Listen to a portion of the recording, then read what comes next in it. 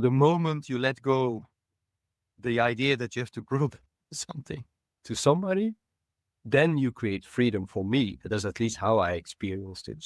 That is the moment that I say, wow, when I do it without proving something to somebody, I can flourish. And I still remember a bit the period where I made that shift. Yeah. And what has come out of it, right? So one thing is you get more involvement, right? You allow people in, you Yeah. create more of a team, right? But Yeah. for me, what I've seen is, first of all, with that freedom, there comes a lot of, I don't literally have word for it, but crazy or bold moves, which I can take because I'm not concerned now about appearances.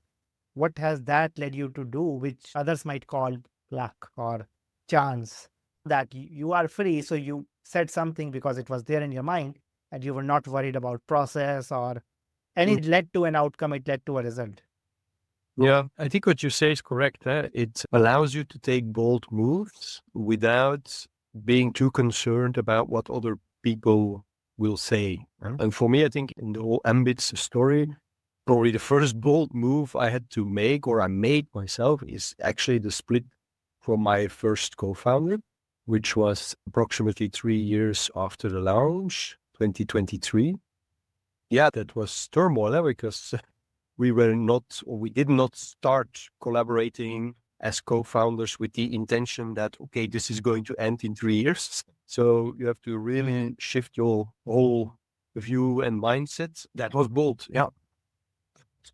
I think was necessary for the next steps, or to be able to take the next steps, which does not mean that I regret the collaboration. On the contrary, it was a very fruitful collaboration, but it was a collaboration that was not sustainable.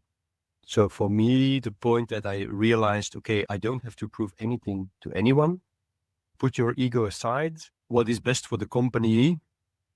Then you can take bold steps and say, okay, it's not an easy decision. It's an emotional decision. There is a lot of human impact, but we're going to do it. Probably that is the point. In time, on the timeline, it was all a bit in the same period where you make all these shifts.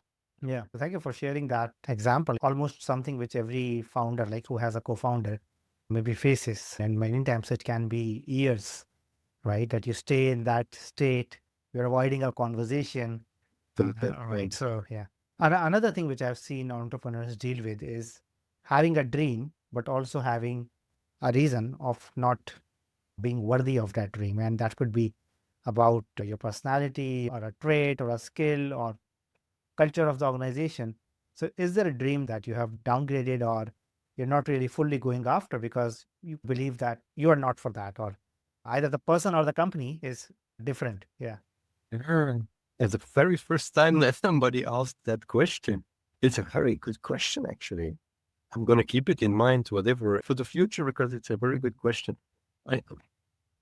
Top of mind, I would not say that I'm downgrading dreams. Maybe I'm dreaming in a more realistic way than 5, 6 years ago. Maybe but that has nothing to do with me.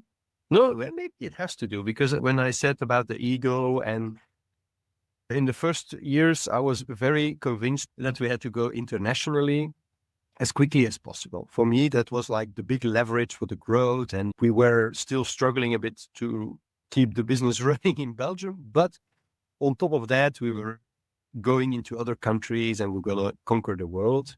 That was a big dream for me.